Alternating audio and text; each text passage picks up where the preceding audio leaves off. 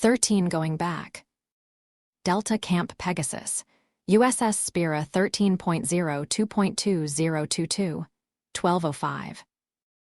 The modifications to the escape pod were complete. As for who would be doing the time traveling, Mitchell had decided that their best chance to pull this off was strength in numbers. So SG-1, NR-6, and NR-7 would all be going through the Stargate. Since they were going back to rescue both Liberty and Atlantis, lethal force was not really an option. Fortunately, the Satans had provided the teams with dart guns loaded with tranquilizers. As for how they would go back, between their knowledge of the local star and a pile of math, the science team had figured out where and when to trigger a solar flare. The new Assurans had provided a satellite that would emit a particle beam that would do the job. All Mitchell and his team would have to do was dial the Stargate when the time came. Alec Coulson had figured out how to reactive the countdown clock, which had been dormant since Spira had appeared at Earth 6 months ago. 2 minutes, Ellie said. The 3 teams were in the gate room. Spira would dial M4X202, which was the only gate that would have the wormhole travel at the right angle they needed to make this work. From there, they would dial Atlantis, which was where things would get tricky. They would have to travel to the Terran universe and prevent the sabotage of the Liberty. Ironically, it was the dimension-hopping gear that they had found attached to the ship's hyperdrive that would allow them to finish the mission. The science folks had made a copy of the device, which they would attach to the hyperdrive of 1-304. Then they would leap into the Terran universe, and the fun and games would begin in earnest. "Is Alex tucked in?" Mitchell asked. Alex was the code name for their dimension hopper. "Snug as a bug in rug," Tamara Johansson said. 30 seconds, Ellie said. The clock hit 10 seconds and the Stargate began dialing. Despite everything, Ellie couldn't help smiling when the vortex rolled back into the puddle. Mitchell gave him a wink, then stepped through the gate. "Tilda time to earn you paycheck, Ellie." Tilda he drew his dart gun and followed the colonel through the puddle. Atlantis Operations Center 06.02.2022, 13:02. Amelia Banks was running things in the Operations Center. They had just gotten a transmission from the Alpha site, which had proof that the Wraith were about to launch a massive attack against the city. Colonel Shepard and Mr. Woolsey were busy making calls. They were pulling together a fleet to defend the city. Meanwhile, McKay, Ronan, and Taylor were preparing the city itself. They had also ordered the 2 teams that were off-world to return to the city as soon as possible, so Banks was not surprised when the gate was activated. But what did surprise her was the IDC that came through. "Tilda what the Tilda," she ordered the gate shield lowered. Soon after, SG-1 stepped through. They were followed by 2 more teams. The sight of these 2 teams made Banks frown. She activated her radio and contacted Colonel Shepard. As she did so, Colonel Mitchell came up the stairs. The rest of the group stayed down in the gate room. "Banks," he said with a nod, "I need to talk to Colonel Shepard." "He's on his way, sir." In a case of perfect timing, Colonel Shepard entered the operations center. His eyebrows went up when he saw Mitchell standing there. "Colonel Mitchell just arrived from M4X202, sir." "We took the scenic route," Mitchell said. "Does this have to do with the fact that the Wraith are about to kick off another war?" "Yes." Shepard nodded and led the way to the nearby briefing room. Sub-Atlantis Street, 3rd Circle 13.02.2022, 0935. While Amelia Banks was in the operations center, she was also in the 3rd Circle of Sub-Atlantis. Admiral Quinn and his people were about to execute her and dozens of innocent people. They pulled the triggers, launching a wall of energy bolts. The last thing she saw before she was vaporized was the horrified look on Todd's face. "Tilda, he is very different, that our Todd." Tilda, it was only then that she realized that, for lack of a better term, she was still around, which was odd considering she had just been vaporized. Tilda have an eye. Tilda she tried to move, but couldn't. Fear flooded her mind as she realized that she might have been sent. Tilda downstairs. Tilda. Not exactly, a male voice said. It's just that human bodies aren't exactly meant for this timey-wimey stuff. Tilda, what is that supposed to mean, Tilda? We froze time, a female voice said. I'm afraid that we might have slightly overdone it. It was at this point that Banks felt her body unfreeze. Sorry about that. Banks stood up and looked around. It was at this point that 12 flames came up through the floor. They morphed into 7 women and 5 men. Amelia had never seen the Ori herself, but she had read Daniel Jackson's notes on them. And it was pretty clear that these people were the local version of the species. They were being led by a dark-skinned man with short, black hair. Greetings, I am Zachary, leader of Ori. Nice to meet you, Zachary, Banks said as she got to her feet. So, how exactly does that work? Simple, I was the first to ascend. Well, the first local to ascend. Have you heard of a vessel called Destiny? Yes, but it traveled through a rift too. It clicked in her head. Tilda, of course, it makes sense. Tilda, it went to the next universe, this universe. So, is there a version of Destiny in this universe as well? Let's discuss that later, when we're dealing with an evil admiral about to vaporize innocent people, Zachary began. Anyway, the crew of your Destiny put us on the path to ascension. Banks nodded. She remembered a report that Ellie Wallace had once written about ascension. It had contained a quote from Nicholas Rush. Tilda ascension is a process by which consciousness converts to energy, which longer requires physical form. Tilda she also remembered that only the pure-hearted could ascend, which had ruled out the ancients. And their acts had made the universe a lot crueler, making ascension a lot more rare. So, is this all of you? Yes, Zachary said. Which is why we couldn't stop the Terrans when they invaded the Ori galaxy. So, instead we've been watching Atlantis for a chance to ruin the Terrans' day. This seemed to qualify. Not that I'm complaining, but what exactly do you have in mind? Zachary smiled, which made Banks think that he had a plan, and that whatever it was, the Terrans weren't going to like it one bit. Atlantis Royal Chambers 13.02.2022 0945. Far above, Colonel Shepard was being led into the royal chambers. The first thing he noticed when he entered the room was what was left of a Terran colonel on the floor. And not just any colonel, it was Colonel Marshall Summers. From the looks of it, the man had been riddled by bolts from an energy weapon. Tilda the same model I got from the Emperor, Tilda which made him realize that the Emperor wasn't here. He noticed a scorch mark on the floor, and the look on Banks' face made it clear what had happened. Tilda she vaporized him. Tilda, and if Summers had been loyal to him. Admiral Lorne, go and transmit the first series of orders, Empress Banks said. Yes, Your Highness. Lorne bowed and walked out, taking the guards that had brought Shepard up here with him. So, are you going to vaporize me as well? Shepard asked. No, but your friends down in Sub-Atlantis might not be so lucky. A nasty smile grew on her face. I don't want my husband's allies to know what I did to him yet. She gestured towards what was left of Summers. So you will help me keep up the illusion that he is still alive. Or else, your friends in the slave city will pay the price. And make no mistake, I will wipe out every man, women, and child down there to keep you line. Understood. If his hands had not been cuffed, he would have attacked Banks. But before he could ponder it further, the roof seemed to freeze.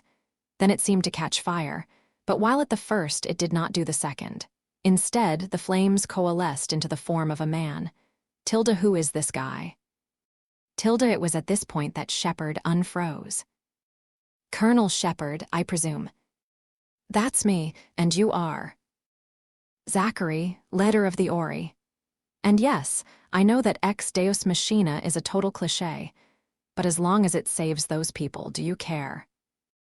No, Shepard said. So what's the plan? A little temporal manipulation, Colonel. Before he could ask what exactly this meant, the room dissolved in fire. When the fire faded away, he was back in the third circle. The odd thing was that he was watching himself walk away. He realized that the Ori had moved him back in time. Admiral Quinn and his soldiers were readying their weapons, clearly intending to vaporize Banks and the hostages. The triggers were pulled, and the Ori made themselves known to the Terran Empire for the first time. Sub-Atlantis Street, 3rd Circle 13.02.2022, 0935. Taylor and Guide watched as Quinn and his troops opened fire, and then their energy bolts froze in midair. Then they faded out of existence. Quinn turned to his troops and was about to bark an order, but he never got a chance. The ground between the troops and the hostages began to glow, and soon a wall of flame formed. Before Quinn could say anything, the fire expanded and engulfed his troops. When the flames died down, only a pile of smoking ashes was left. Quinn blinked twice, then bolted from the street. As soon as he was gone, there was another flame. When it faded, Colonel Shepard was standing there. Next to him was a man Taylor had never met before. This man turned to the gathered crowd, who were still shocked from what had happened to the Terrans. His voice was calm and friendly. "Greetings, people of Sub-Atlantis, I am Zachary, and we are the Ori," he began. "Spread the word far and wide, let the Terrans know this. We have watched and waited, but these days are over. This is the first time we have foiled the Empire, but it will not be the last. Goodbye." The man turned into a flame, which then vanished through the floor. As soon as he was gone, the crowd erupted into whispers. The hostages got to their feet. Some left, some reunited with their families, and others spoke with friends. At the same time, Banks, the other Banks, not Empress, seemed to fade in out of nowhere. "Shepard, what just happened?" Guide asked.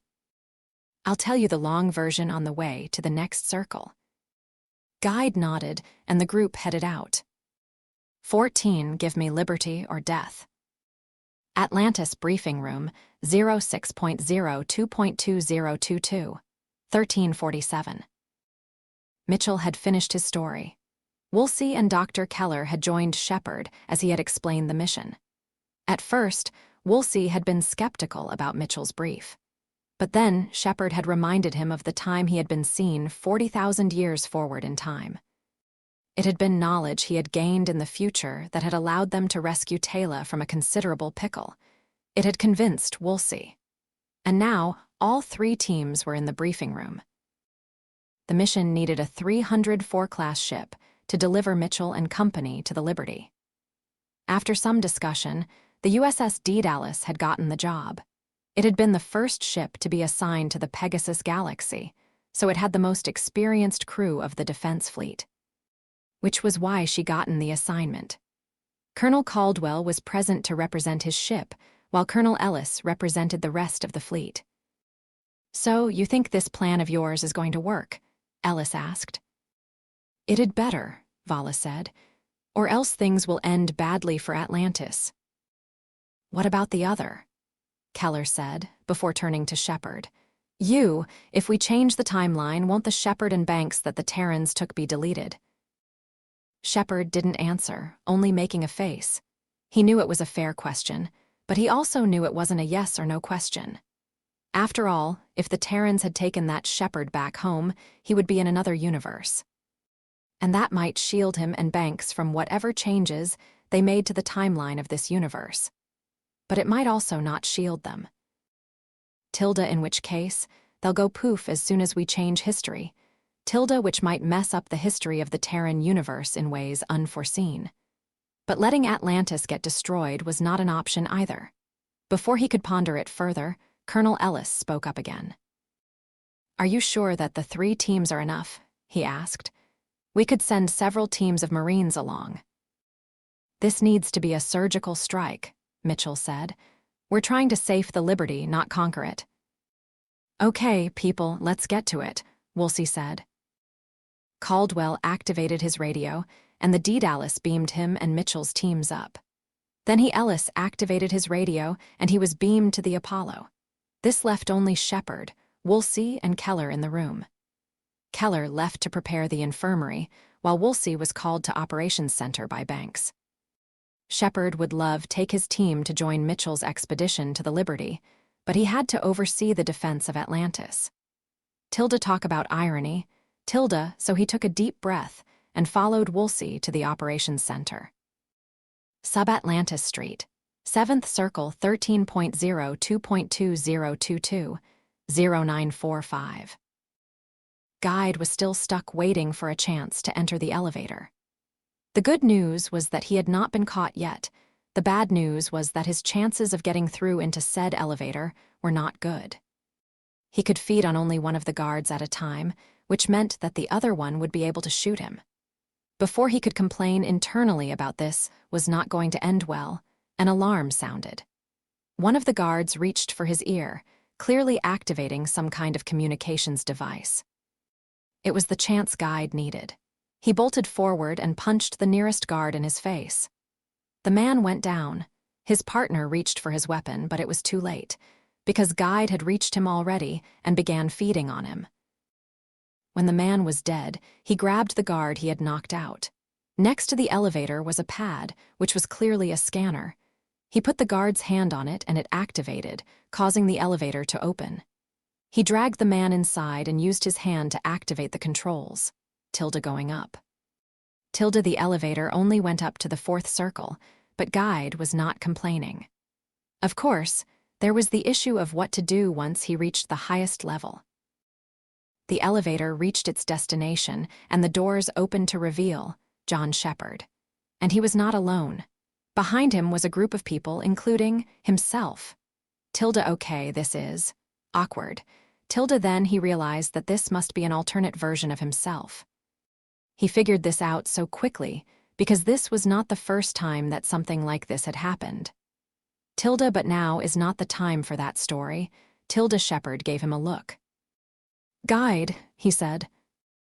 Shepard, Guide said as he left the elevator and joined the group. He approached the other guide who studied him. Future, past. You are no longer in your universe, the other guide said. This version of the galaxy was conquered by the Terrans many years ago. So, he turned to Shepard. How are we going to escape this place, John Shepard? Yeah, about that.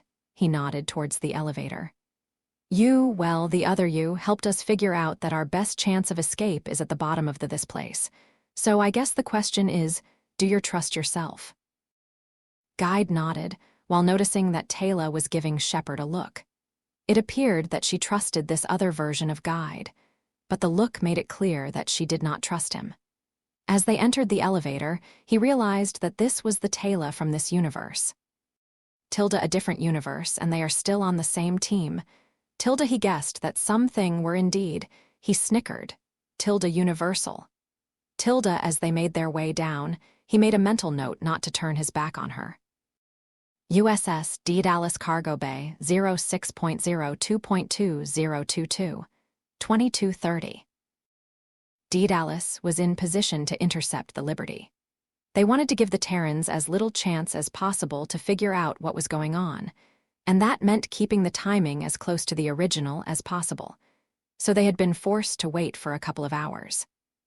To pass the time, Ali and Jin had been making sure that Alex, their dimension-hopping machine, was fully functional and had been properly wired into the ship's hyperdrive. 10 minutes ago, Mitchell had ordered them to wrap it up and make their way to the cargo bay, which was exactly what they had done. As they waited for the countdown to hit 0, Ali fidgeted with his watch, which was why he didn't notice Vala approaching him. This resulted him nearly jumping out of his skin. Nervous, she paused. I'm Vala, by the way. Yeah, this is not really what I normally do, he nodded. I'm Ellie Wallace. I know, just stick with me and you'll be fine. The PA activated, and Colonel Caldwell announced that they were 1 minute from dimension hopping.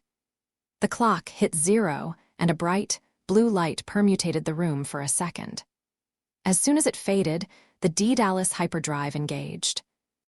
While Ali and Jin had been checking on Alex, Rush and Volker had been calculating an intercept course that would allow them catch their target.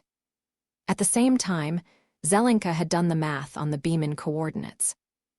2 teams would go after the spy, while 1 team would keep the Goa'uld escape pod with the decoy safe.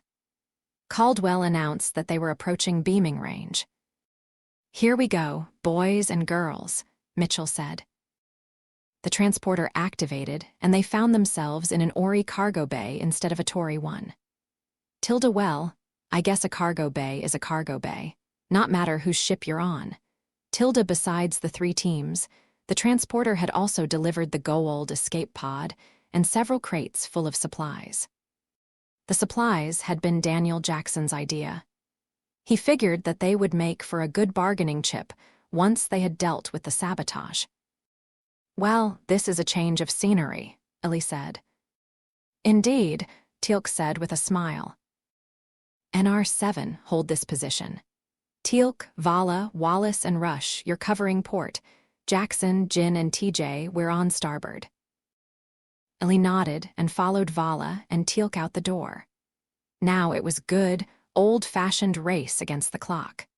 Tilda, just like in the good, old days about destiny, Tilda, so maybe he was not as ill-prepared for this mission as he had thought. Sub-Atlantis shaft 13.0 2.2022, 1008.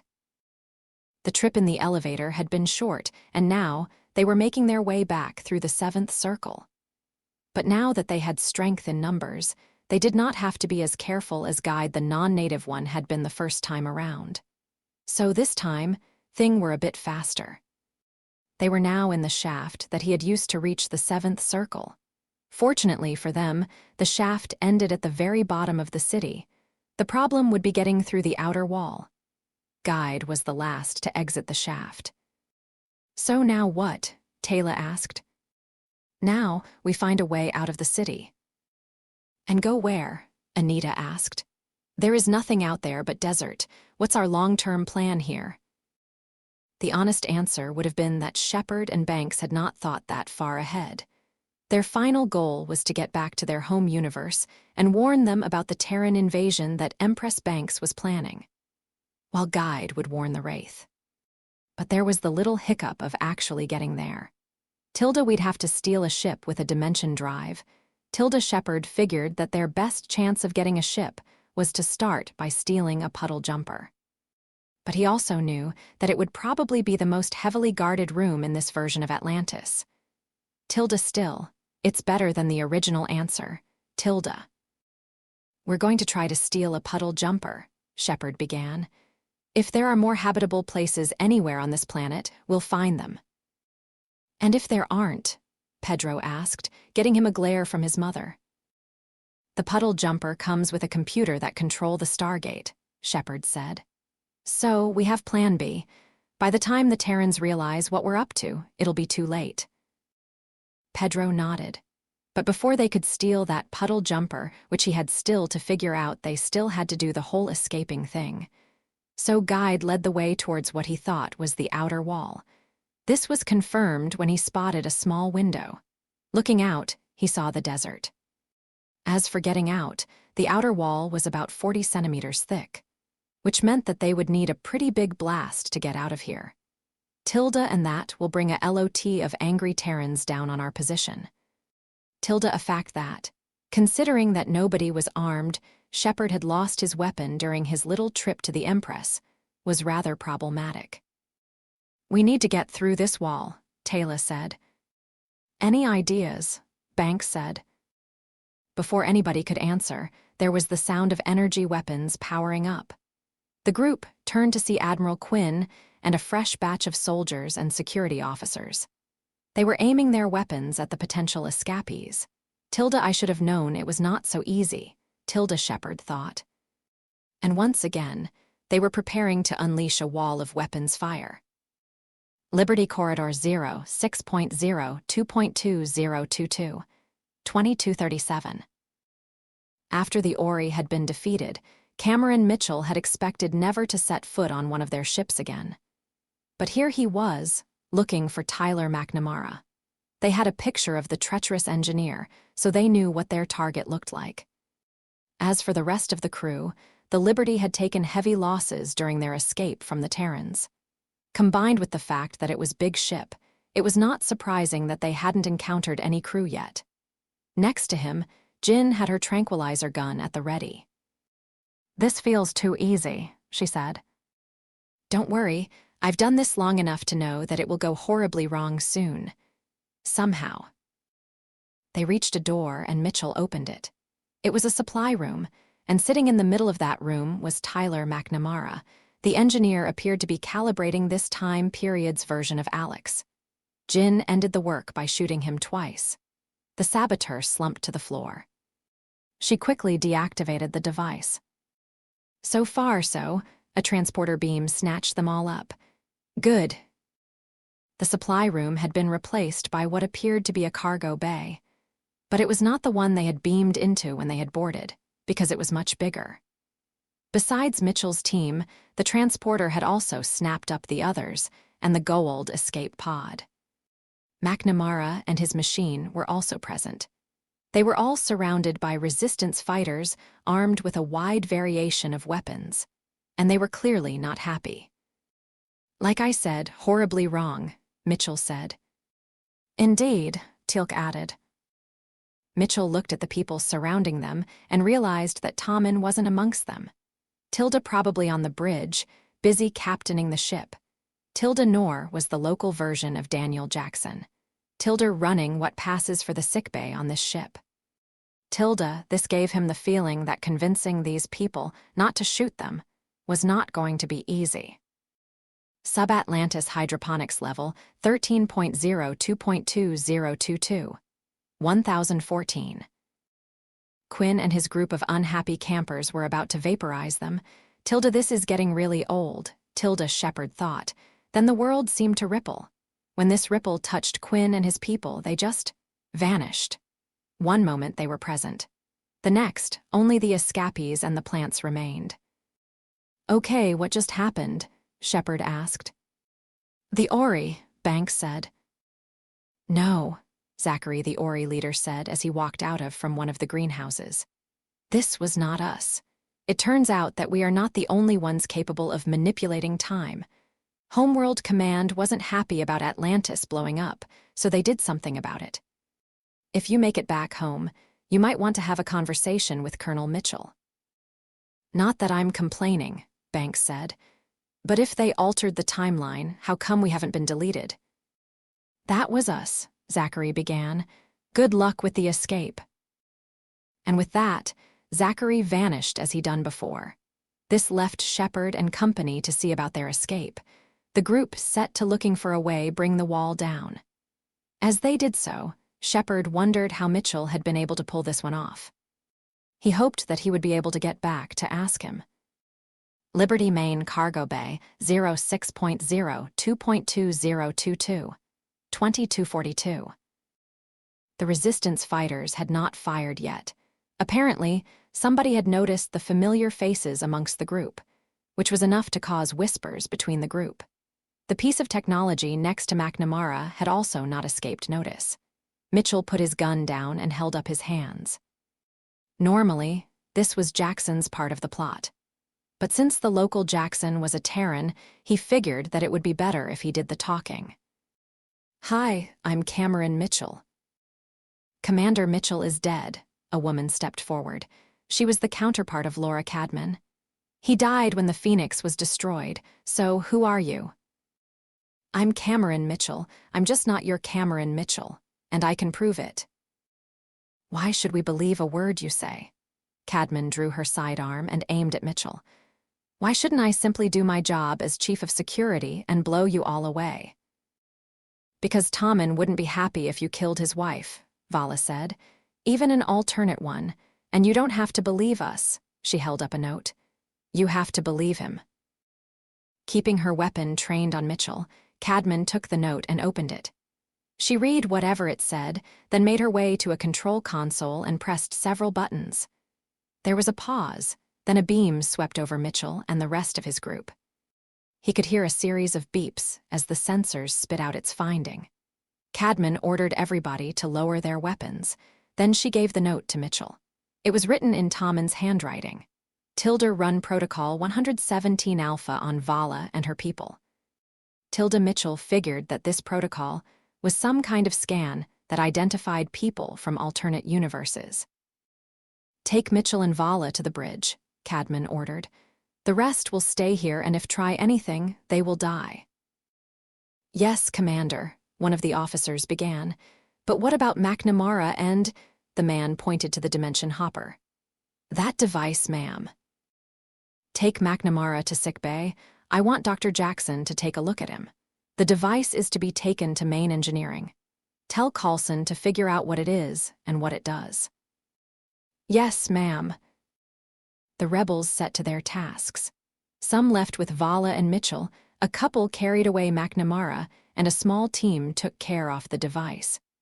Teal'c realized that between these three tasks, half of the people surrounding them had left.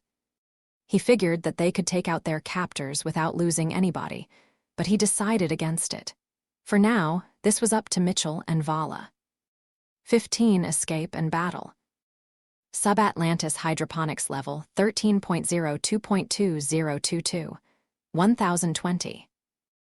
Shepard and his group had been looking for the best place to break through the wall, and then there was the little issue of actually breaking through said wall. So far, they had not been caught by the local patrols. But sooner or later, they would get caught. Then he heard his voice come over the public announcement system. "This is Emperor John." Tilda, of course. The last couple of days were rewritten, Tilda, Shepard thought, which meant that the Empress had not gotten her chance to murder her husband. And it also meant that there was a good chance that nobody knew he was here. Tilda, because, if things went according to plan, there is a version of me that was never taken my Atlantis right now. Tilda, but this was not Shepard's first rodeo. And on Stargate missions, things rarely went according to plan, so he still had to get back there. Then he spotted a red hatch in the floor. It was marked in ancient letters, so he had no idea what it said. Tilda, no risk, no reward, Tilda. He yanked the hatch open to reveal a ladder that went down into darkness. Shepard climbed down the ladder and reached the bottom. As soon as he stepped off the last rung, several lights came on. It turned out that the lights were connected to a pressure plate. That plate served as a light switch. Looking around, he spotted an actual light switch, so he flipped it. More lights came on, revealing that he was standing in a tunnel. Tilda, no way, it can't be that easy, Tilda, but when you got a dose of PDL Acaplane, dumb luck turning it down was stupid. He yelled up to the rest of group. "Guide, it's a maintenance tunnel, bring everybody down here." The rest of them climbed down to the tunnel. One version of Guide led the way, while the other version came down last. He closed the hatch behind himself. The tunnel was filled with pipes and wires, along with the occasional control panel. Shepard led the way down the tunnel, which ended at a red door. Like the hatch, it was marked in ancient, but the door had a wheel like the ones found on submarines' doors.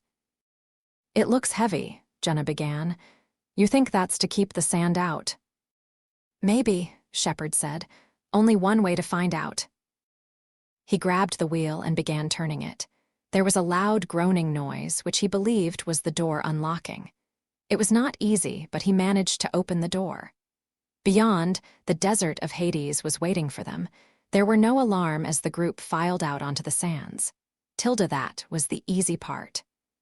Tilda, which meant that it was time to start working on the hard part.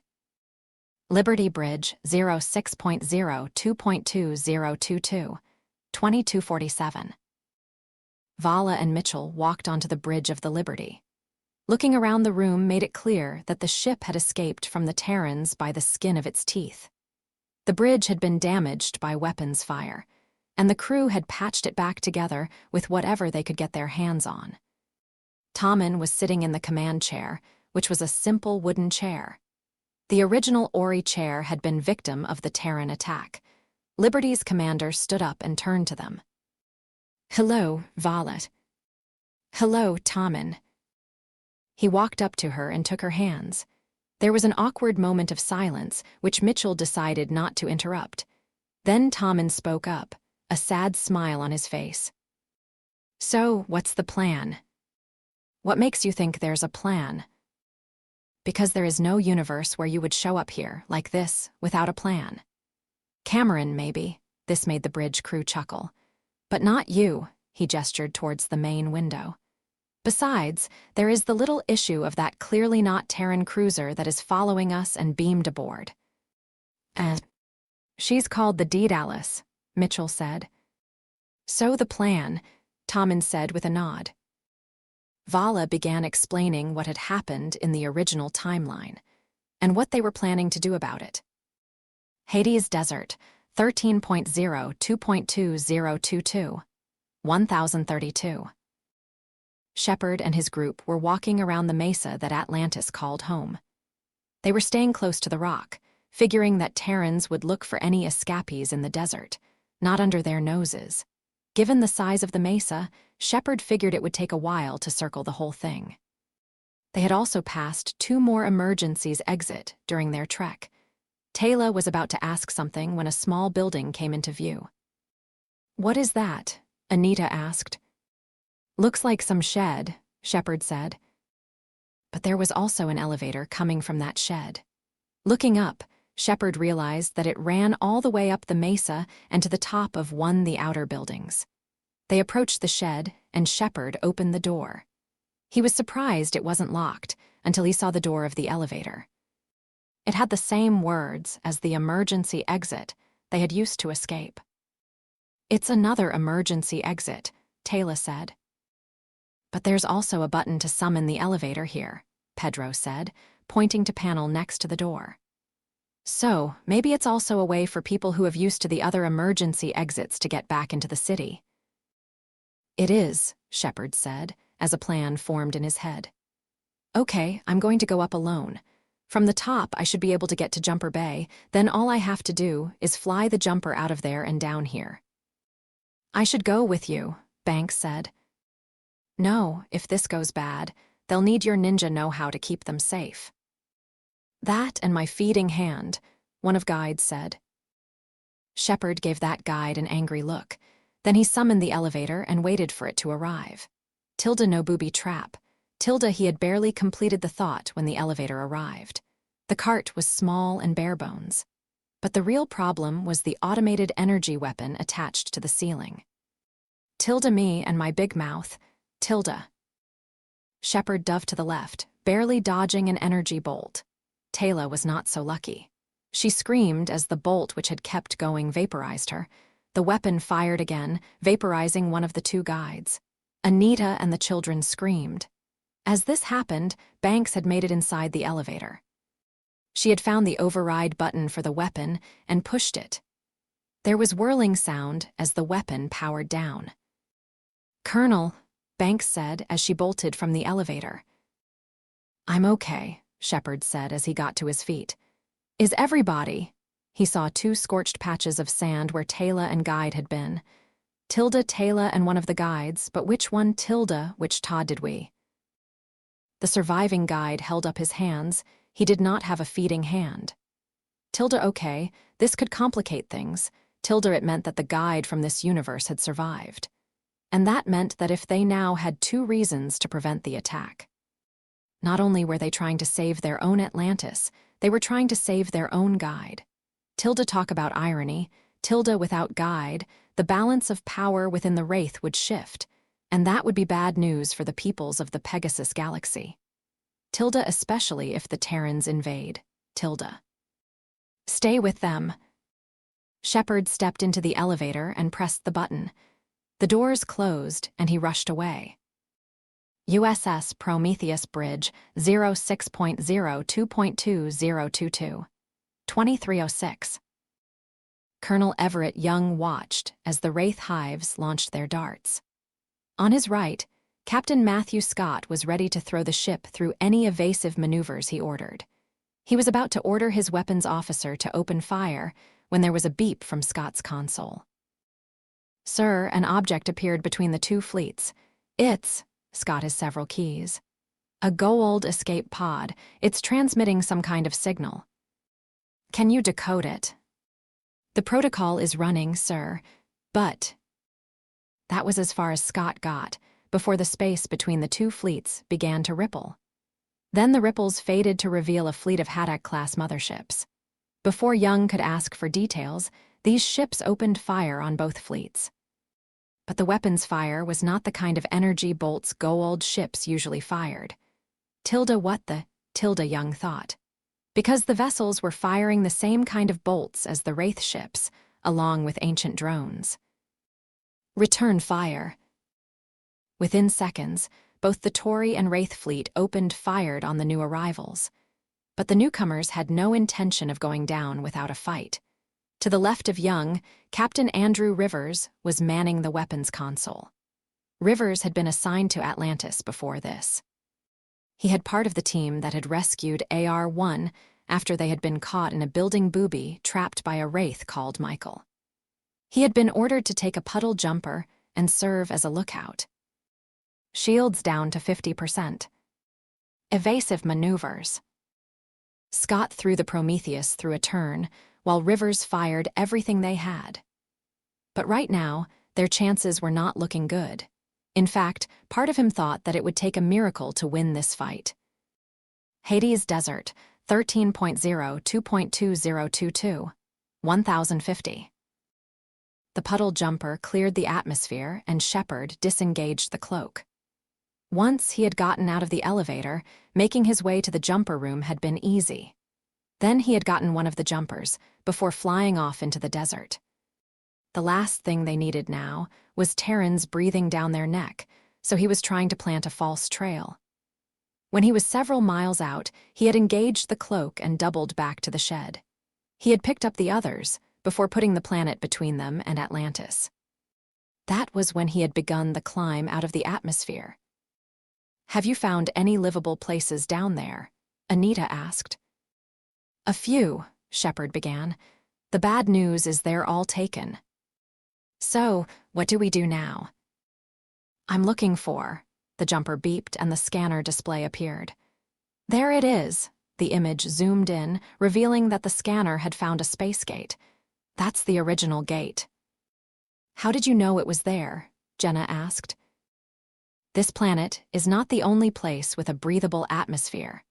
There are 2 moons with an atmosphere, but you can't put 3 stargates that close together or they won't work."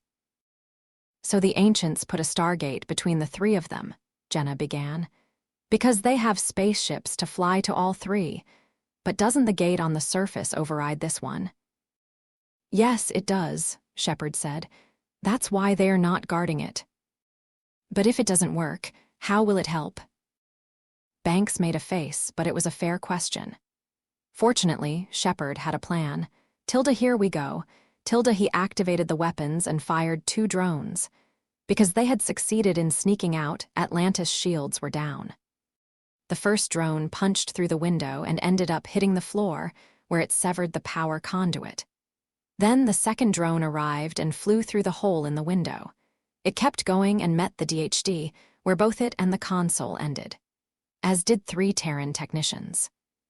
Between the 2 drones, the gate went offline, which made the space gate light up. "It's working," Zachary said.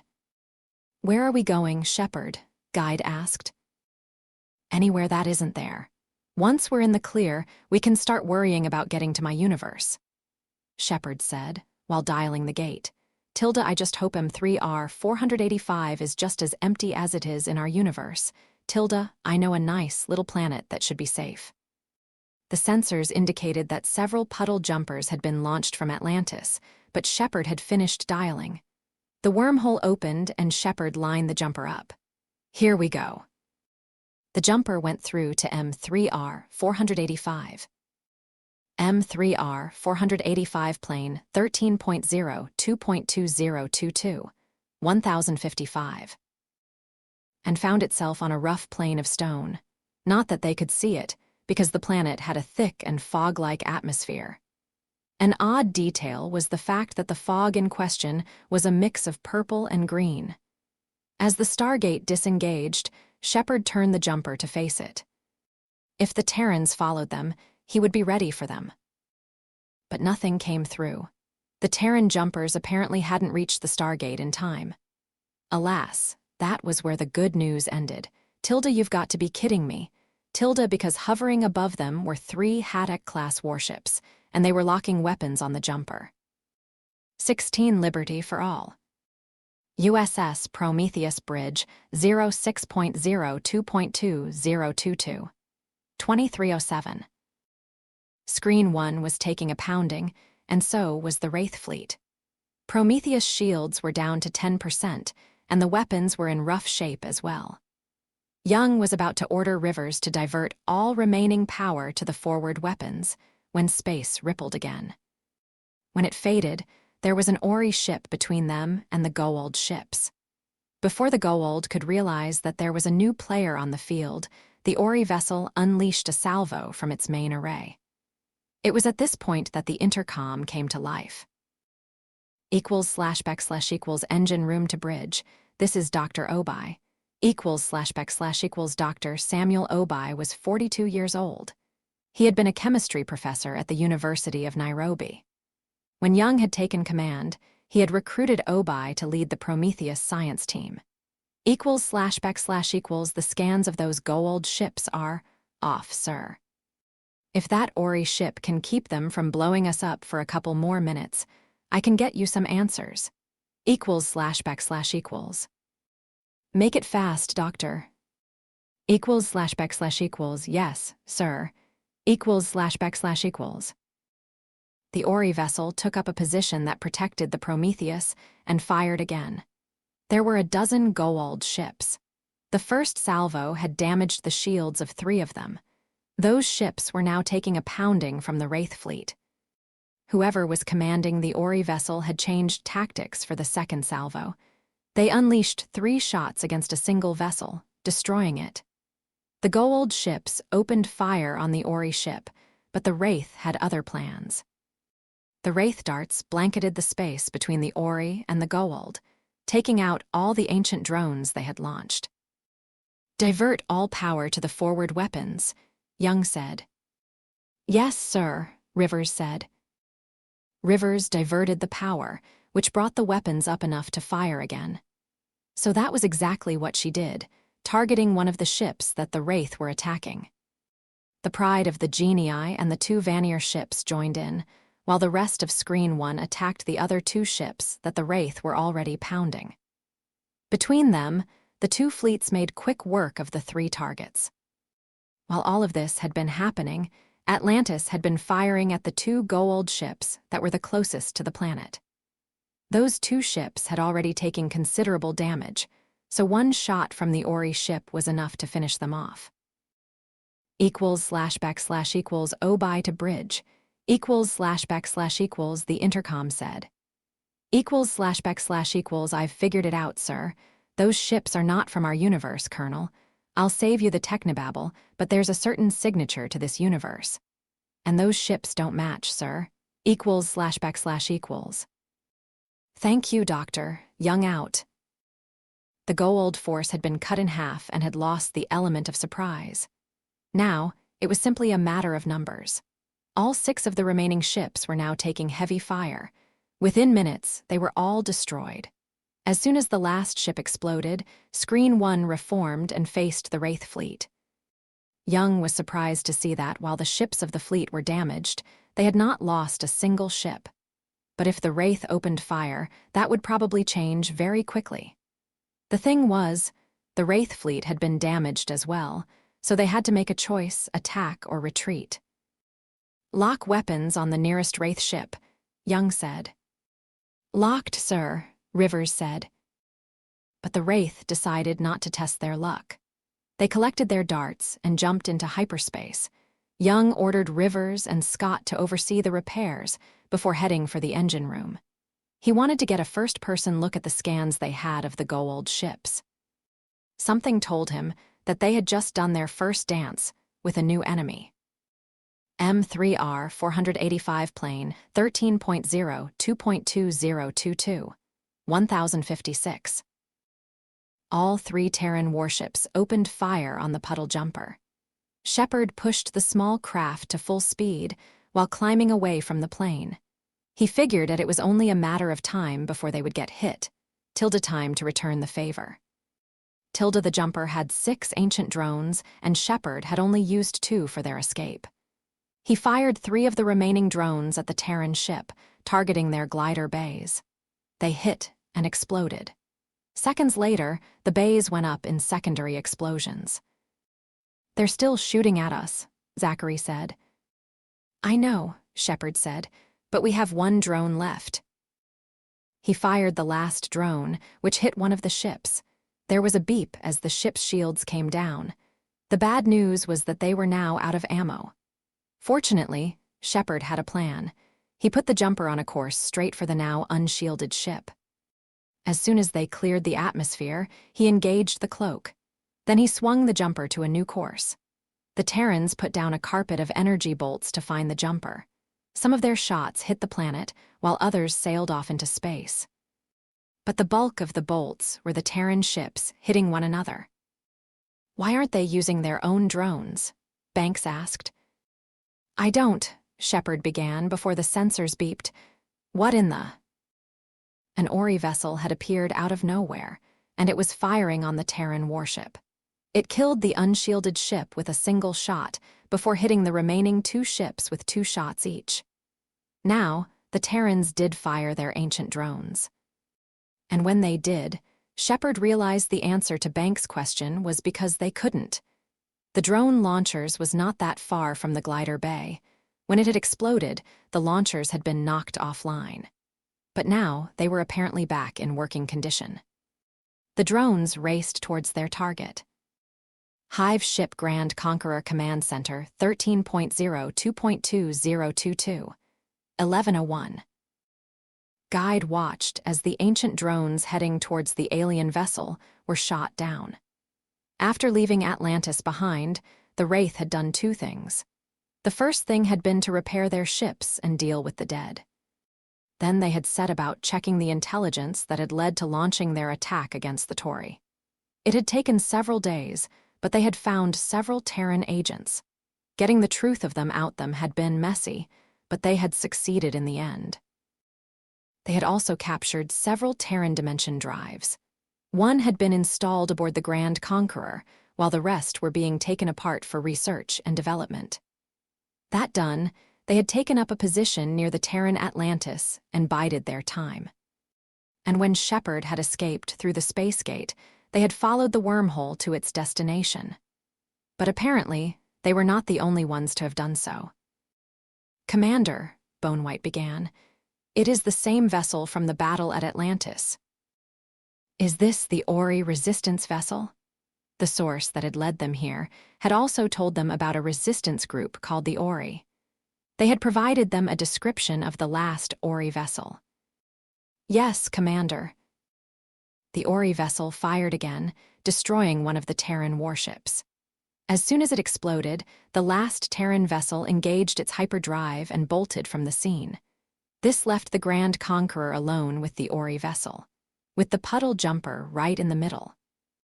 Jumper 1 Cockpit 13.02.2022, 11:03. Shepard looked at the sensors. Tilda stuck between a rock and a hard place. Tilda both of the ships were possible traps.